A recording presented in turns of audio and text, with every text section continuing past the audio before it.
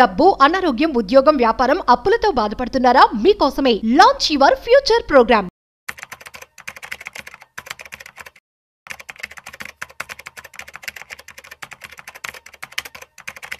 Suman TV ప్రేక్షకులకు స్వాగతం. నేను doctor Anil Kumar Bachchu, certified financial planner. చాలా మంది కొత్తగా మ్యూచువల్ ఫండ్స్లో ఇన్వెస్ట్ చేద్దాం అనుకునే ఇన్వెస్టర్స్ అందరూ కూడా అడిగే ఒక కామన్ ప్రశ్న ఏంటంటే, ఏ మ్యూచువల్ ఫండ్ బెటర్?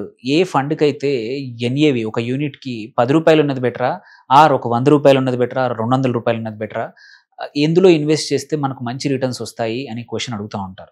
అదే క్వశ్చన్ యాక్చువల్లీ అందుకే ఎన్ఎఫ్ఓ ఇన్వెస్ట్ చేసేప్పుడు కూడా, అంటే న్యూ ఫండ్ ఆఫర్స్ అంటాము. ఒక ఫండ్ కొత్తగా మొదటిసారి మార్కెట్లోకి వచ్చినప్పుడు, ఇన్వెస్టర్స్ దగ్గర డబ్బులు రేస్ చేయడానికి వచ్చినప్పుడు, ఆఫర్ చేస్తున్నప్పుడు వచ్చేదాన్ని ఎన్ఎఫ్ఓ అంటారు. అప్పుడు కూడా యూజువల్లీ ₹10కి ఒక యూనిట్ లాగా ఆఫర్ అవుతూ ఉంటుంది. సో ఆ టైంలో ఎవరన్నా ఒక ₹1,00,000 ఇన్వెస్ట్ చేస్తే ఒక 1000 యూనిట్లు వస్తాయి. సో నాకు 1000 యూనిట్స్ ఉన్నాయి. అలా కాకుండా ఒక ఫండ్ ఒక 10 సంవత్సరాల నుంచి ఉన్న ఫండ్ మేబీ ఒక 200, 300 దగ్గర ఉన్నప్పుడు అన్ని యూనిట్స్ రావు, తక్కువ యూనిట్స్ వస్తాయి అనే లాజిక్ చాలామంది అప్లై చేస్తూ ఉంటారు. సో ఎక్కువ యూనిట్స్ ఉంటే ఎక్కువ రిటర్న్స్, తక్కువ యూనిట్స్ ఉంటే తక్కువ రిటర్న్స్ అనే అపోహ అనేది చాలా మందిలో ఉందన్నమాట. సో మనకి ఇంపార్టెంట్ ఏంటంటే, నంబర్ ఆఫ్ యూనిట్స్ ఇంపార్టెంట్ కాదు.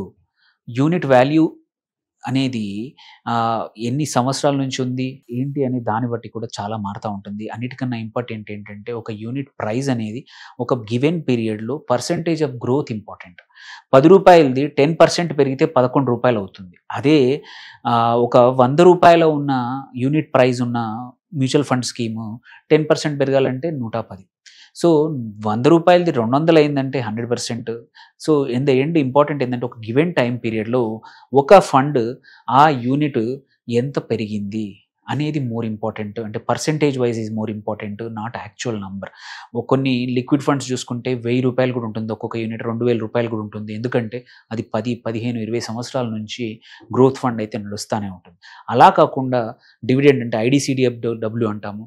ఆ ఫండ్స్ ఏంటంటే రెగ్యులర్గా డివిడెండ్స్ ఇస్తూ ఉంటాయి కాబట్టి యూనిట్ ప్రైస్ పెరగదు. వేరేస్ పాత ఫండ్స్ ఏవైతే ఉన్నాయో యూజువల్లీ యూనిట్ ప్రైస్ పెరుగుతూ ఉంటాయి. ఎన్ని సంవత్సరాల నుంచి ఉంటే అంత ఎక్కువగా పెరుగుతూ ఉంటుంది. అండ్ ఇంపార్టెంట్ ఇక్కడ, మ్యూచువల్ ఫండ్లో unit price is not equivalent to share. ఒక స్టాక్ మార్కెట్లో ఒక షేర్ కానీ ఒక ఈక్విటీ అంటాము. అక్కడ ప్రైజ్ అనేది మార్కెట్ నంబర్ ఆఫ్ షేర్స్, ఆ కంపెనీ పర్ఫార్మెన్స్, అన్నింటి మీద చాలా పారామీటర్స్ మీద, ఆ కంపెనీ స్టాక్కున్న డిమాండ్, ఆ సెక్టర్కున్న demand, company recent performance, past performance, future outlook, ఇవన్నిటిని బట్టి బేస్ చేసుకొని అక్కడ ఒక ప్రైస్ అనేది మారుతూ ఉంటుంది.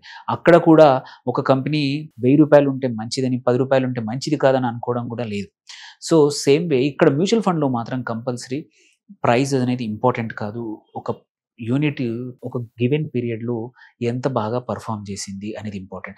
ఈ పర్ఫార్మెన్స్ కూడా most of the time important ఏంటంటే, మన పోర్ట్ఫోలియో అంటే ఆ మ్యూచువల్ ఫండ్ స్కీమ్ అనేది ఎక్కడ ఇన్వెస్ట్ చేశారు, అది ఎలాంటి మ్యూచువల్ ఫండ్. సపోజ్ మీకు అది డెట్ ఫండ్ అనుకోండి, దాని తగ్గట్టే గ్రో అవుతుంది. ఒక హైబ్రిడ్ ఫండ్ అంటే దాని తగ్గట్టే గ్రో అవుతుంది. విత్ ఇన్ ద ఈక్విటీ ఫండ్స్లో చూసుకున్న లార్జ్ క్యాప్ ఒక రకంగా గ్రో అవుతుంది, మిడ్ క్యాప్ కానీ స్మాల్ క్యాప్ కానీ ఇంకొక పేస్లో గ్రో అవుతుందన్నమాట.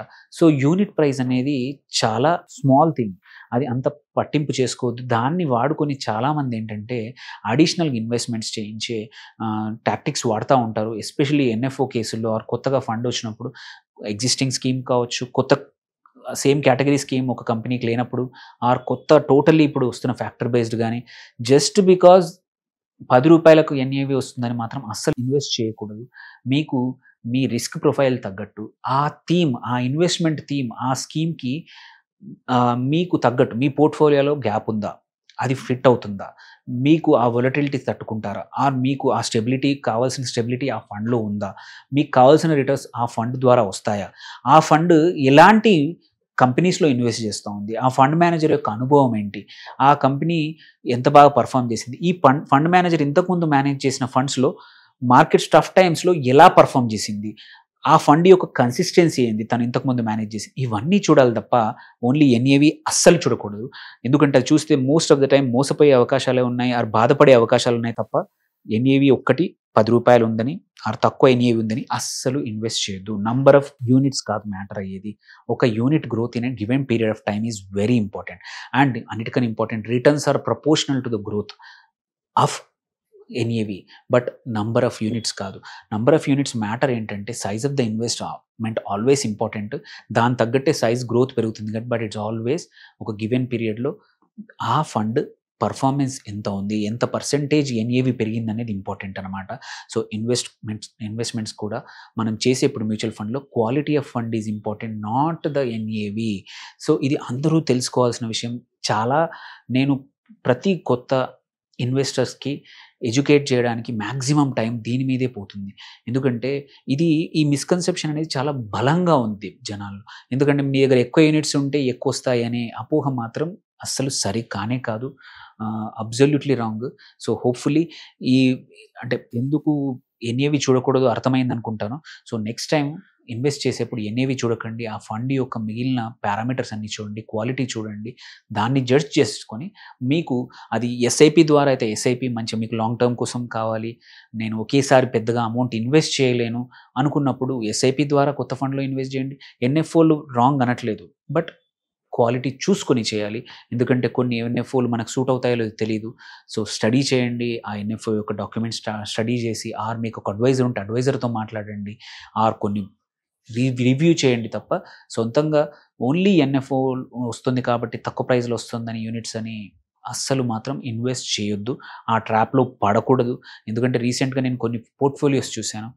ఒక్కొక్క ఇన్వెస్టర్ దగ్గర 25-30 ఫండ్స్ అన్ని ఎన్ఎఫ్ఓల్లోనే ఇన్వెస్ట్ చేశారు. అండ్ చేసిన వాటిలో ఆబ్వియస్లీ 30 చేసినప్పుడు ఒక 7, 8 బాగా పర్ఫార్మ్ చేసుంటాయి. బట్ అవి ఏవి పర్ఫార్మ్ చేస్తున్నాయో, ఏవి పర్ఫార్మ్ చేయట్లేదు అనేది పక్కా తెలీదు మీకు నంబర్ ఎక్కువైతే పోర్ట్‌ఫోలియోలో. అందుకోసమే స్ట్రక్చర్డ్‌గా ఒక పోర్ట్‌ఫోలియో బిల్డ్ చేసుకొని ఒక 6, 7 ఫండ్స్, పెద్ద అమౌంట్ ఉంటే 6, 7 చిన్న అమౌంట్ ఉంటే 3, 4 ఫండ్స్‌లో లిమిట్ అయితే ఏంటంటే ఎన్ఎఫ్ఓ ఇన్వెస్ట్ చేసినా సరే మనకు సూట్ అవుతుంది. అంత లాంగ్ టర్మ్ కానీ ఆ ఎన్ఎఫ్ఓ తగ్గట్టు, ఆ ఫండ్‌కి తగ్గట్టు మనకు సూట్ అయితే మనం చూస్ చేసుకోవాలి. సో అందుకే ఎన్ఏవి చూడకండి. క్వాలిటీ ఆఫ్ ఫండ్ చూడండి. మంచిగా ఇన్వెస్ట్ చేసుకొని మీకు తగ్గట్టు ఇన్వెస్ట్ చేసుకొని మంచి రిటర్న్స్ పొందండి. Thank you for watching. Signing off doctor Anil Kumar Bachu.